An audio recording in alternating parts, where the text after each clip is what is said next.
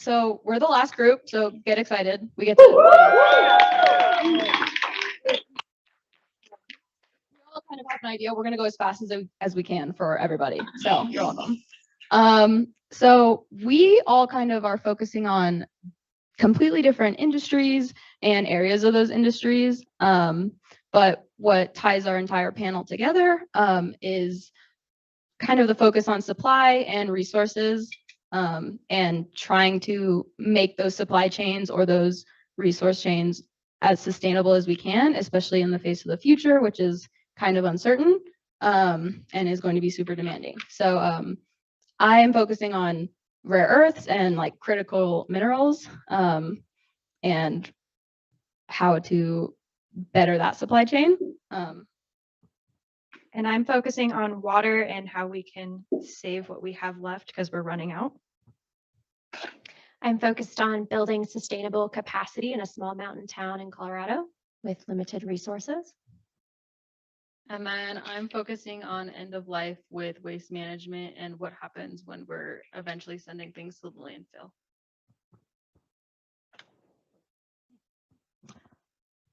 Okay, cool. So Eryka's gonna kick us off. Thank you so much. All right. So my name is Eryka Thorley. So great to see you all in person. And I'm focusing on sustainability in a small mountain town. Next slide, please.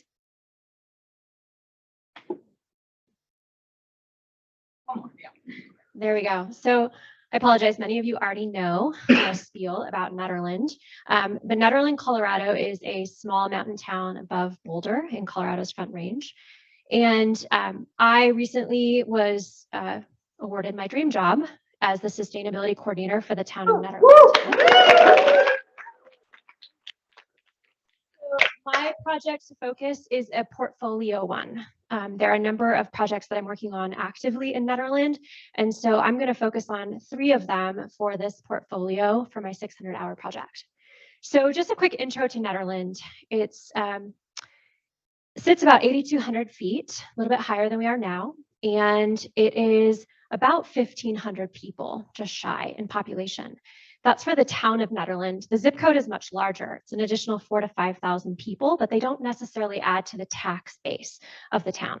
So that's one challenge that we're faced. Nederland does have bountiful resources as far as land, but it is limited in finances, capacity with town staff, and really just how do we accomplish our aggressive goals.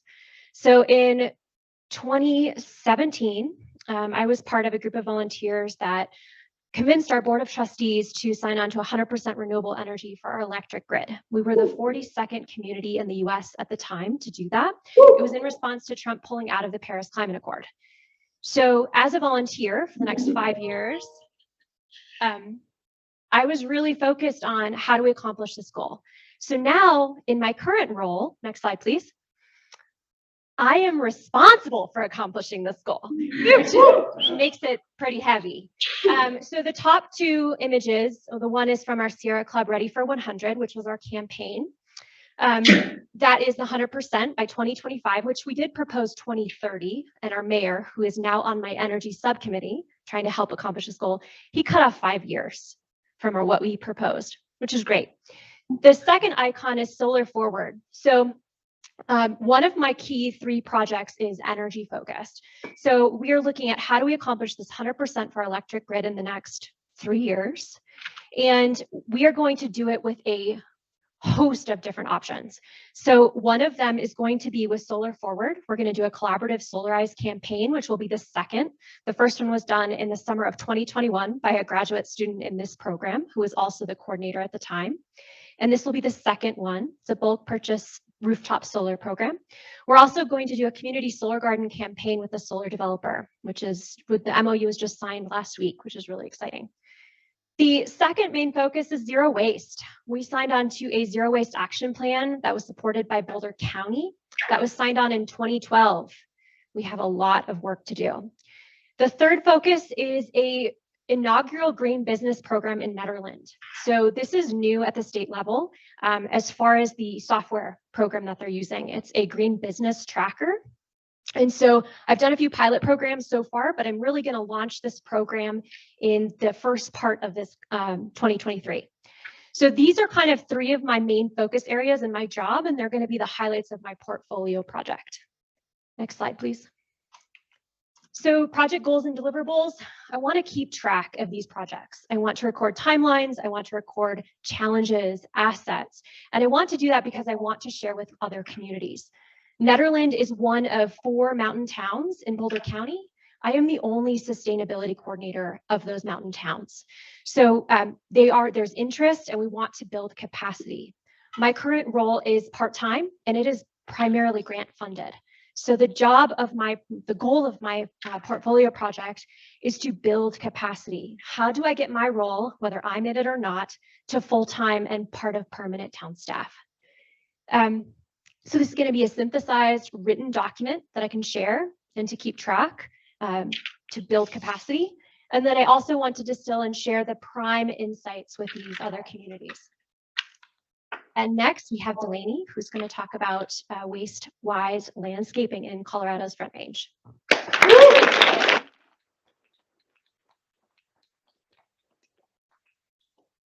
So my project is working with the City of Fort Collins Utilities Zeroscape Incentive Program, which is a program that works to pay residents and commercial businesses to transition from grass to more water-friendly landscaping techniques like xeriscaping or native plants, which are preferred over the grass that everyone has.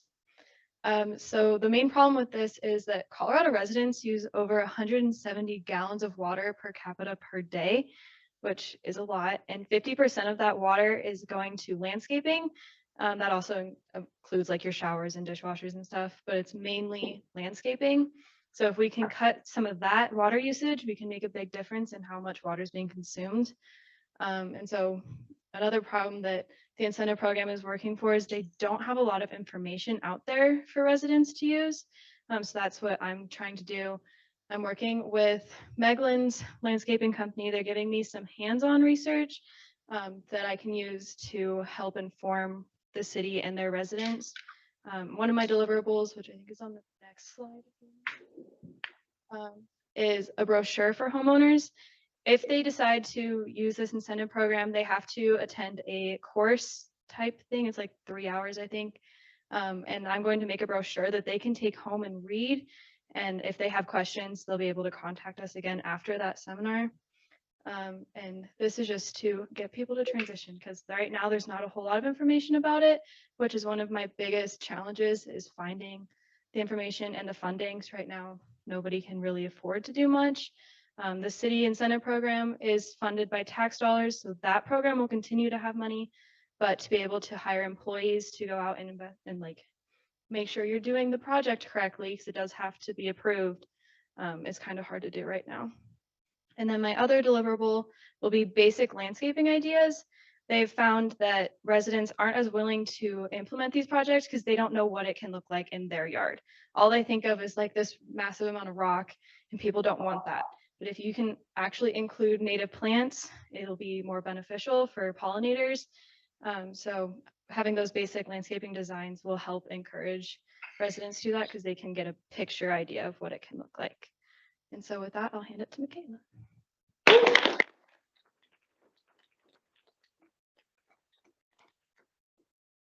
All right, cool. My name is Michaela Norris. I'm doing my project on rare earth elements. So this past summer, I did a whole ton of research on rare earths for Luke Danielson and his company, or nonprofit, but super interesting industry. Like, who knows about rare earths and like anything about them? A little bit. Okay, it's super cool. You can go to the next one. Cool. So there's 17 elements on the periodic table. And they are often referred to as an entire group. And that's because they all have similar properties. And these similar properties are what make them super hard to produce and mine and separate and all these different things, which lead to a whole array of different problems down the line. But they are critical minerals, and they are super important to many different technologies, especially like some clean energy technologies down the road, electric vehicles and wind turbines. Super important for both of those. But the most important application is in those permanent magnets that goes into those devices.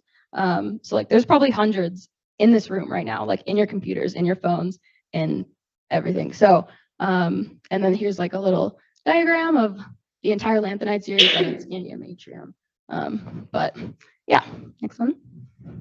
Cool. So like I said, lots of different issues within the entire industry. The biggest one probably being supply issues, supply chain issues, and like in the future, demand is expected to skyrocket, and supply is probably going to be a really big issue.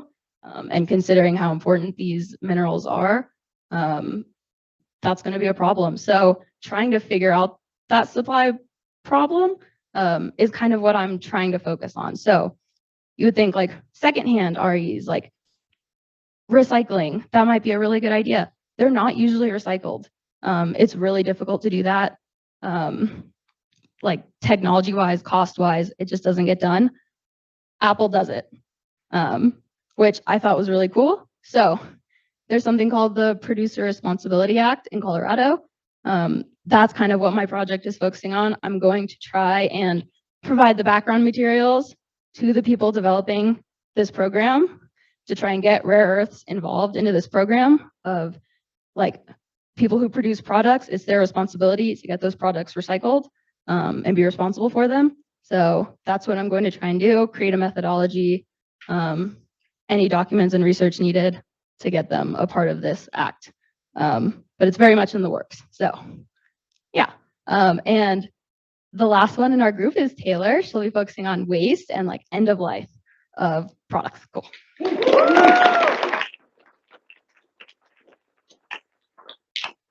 Last one, so short, bear with me. I will be doing an inventory and quantitative analysis of Gunnison County waste. It's especially critical in rural mountain communities. Waste is super hard to process here, and especially recycling is nearly impossible because it has to be sent other places, and there's nowhere in Valley that reproduces products from recycled materials. So our circular economy in the Valley is especially terrible, as I've so I am working with the Recreate Institute, which is underneath the Outdoor Industry MBA. It's one of their kind of feeder programs to fund sustainability projects in the outdoor industry and also in the circular economy industry.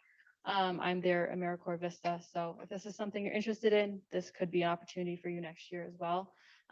So basically the biggest waste management issues is that landfills are beginning to fill up, especially Colorado consumers threw away roughly 5.9 million tons of trash into landfills in 2020. It's a tremendous amount. So basically, like, why should people care? It's solid waste. Landfills contribute to greenhouse gases, which ultimately contribute to climate change. So my project is collecting waste inventory for the last decade from all of these stakeholders, including City of Gunnison, City of Crested Butte, Mount Crested Butte, Sustainable CB, which is they put on the recycle train every year, which they will unfortunately not be doing this year without more grant funding. And then additional data is collected from Western Colorado University, the landfill, and then potentially individual data from Waste Management and Golden Eagles. Basically, these are all the largest producers of waste in the valley besides, residents.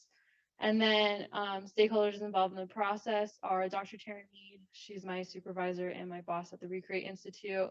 And then Julie Baca has a huge part in this process as well. So basically, once this data is all collected, it's going to be put into one huge, large Excel spreadsheet because there's never been a singular location of what data from waste exists in the valley. So there's never one singular amount to look at to see how much waste is being generated and where it's going and what's being done with it. So basically, the potential challenges from this are I'm already running into issues collecting data from identified stakeholders. A lot of people don't have either their waste data from the last decade or even the last 5 years. They don't collect things like that, or they just have receipts from sending, paying for dumpsters and things like that. Inconclusive data, the landfill data I've received, it's really confusing because they have some years in units and some years in tonnage. So basically I just have to convert all of it to one singular unit to analyze. Or just stakeholders are unresponsive to an MEM student, which you will run into sometimes. It happens. Be a little more persistent, reach out to, people higher than you, and they may give them a shove. And then, the main goals are better waste management in Gunnison County, better communication between the producers of waste, better understanding so we can reach better zero waste goals. And then anticipated deliverables, I will be completing a data record of all waste for stakeholders to look at for the last decade. And then also a final report that will include current status of waste management systems in Gunnison County. So basically how, as a rural mountain community, how we're doing with waste management, current expenditures by organization. So basically what each large producer of waste should be looking at to improve, and then data analysis of the giant spreadsheet, case studies of what other rural mountain communities are doing with their waste management, and then future recommendations for stakeholders to better improve their waste consumption. So basically, if that's better recycling programs, more composting, if we even look at incineration of waste for energy, there's a million different waste options to explore that the Gunnison County has never looked at before. And I also want to include for all the first years, like how this aligns with my career. I think it's important that when you start looking for projects to see how it'll look long-term, for if it's an industry that you want to go into. I think it's really important. So yeah, that's all I have.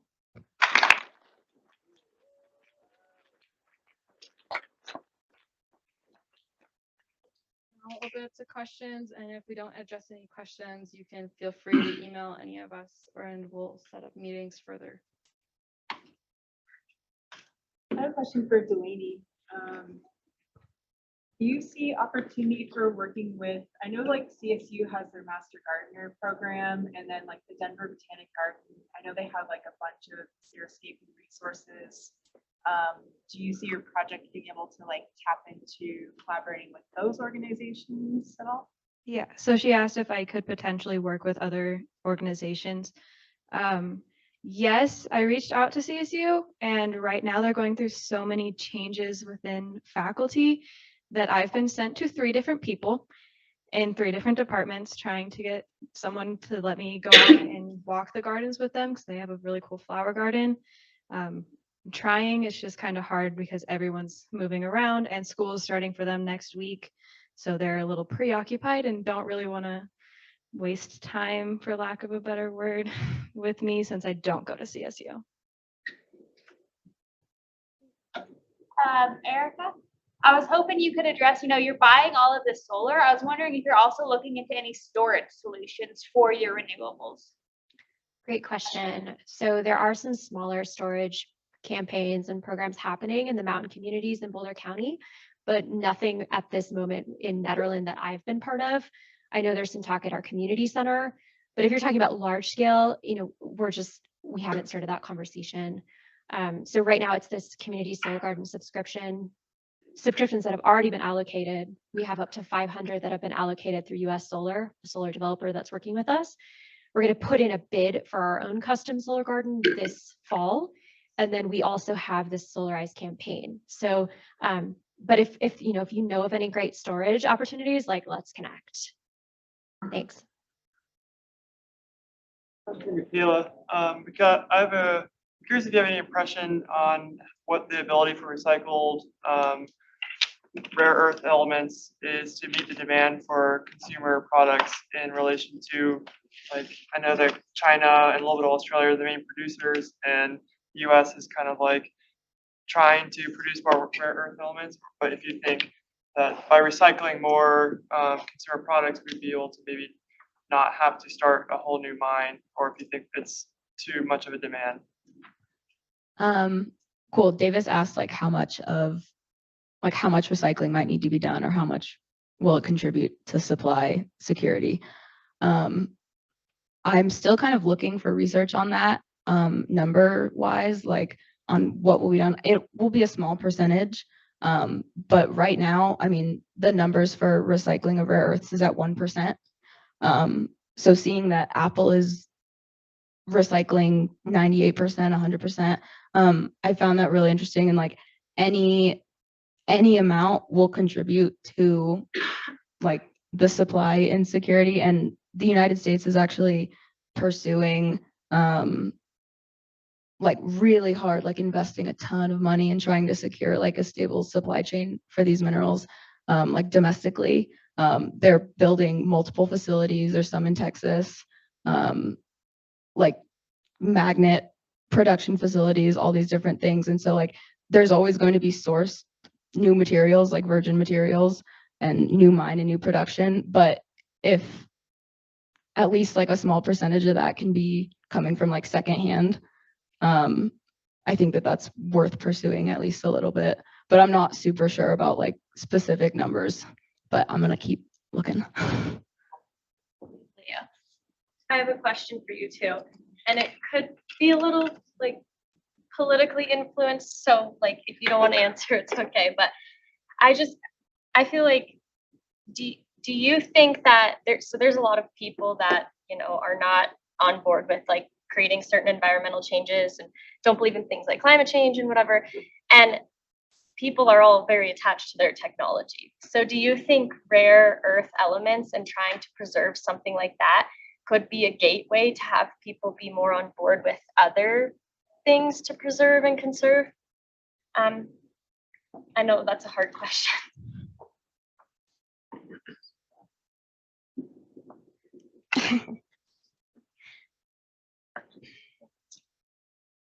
Could you repeat the question? Yes. Leah, can you repeat your question? Sorry, yeah. I just like, so everyone's really attached to their technology, and a lot of these rare earth elements go into producing those things. And do you think that that could be a point of connection between communities, between people who really want to preserve all kinds of elements on Earth and maintain sustainability? Do you think that could be like a connecting point for people who don't have a lot of vested interest in that because they are interested in keeping their technologies? Okay, yes, I understand. Okay, Leo's question was, people are really attached to their devices, their computers, their phones. If those same people are not super on board with climate change or environmental policies or things like that, could rare earths and pursuing these minerals be like a point of connection for those people? I think so, just because, like you said, like people are attached to their devices, and these elements are going to like skyrocket in demand. I mean, along with everything else like lithium and aluminum. But they're super essential to making so many things, and a lot of people don't even know about them.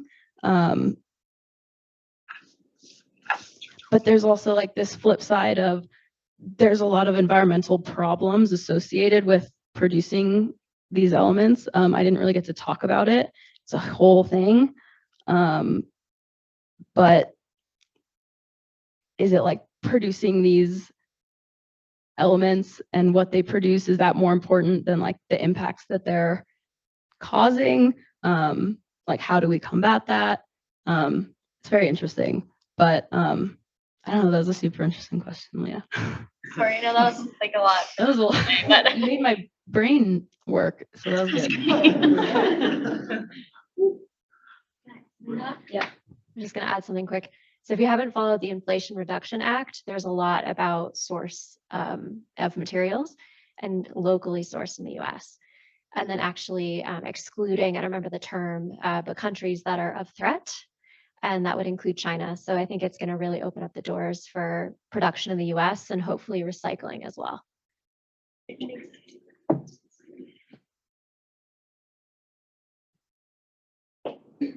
There's a question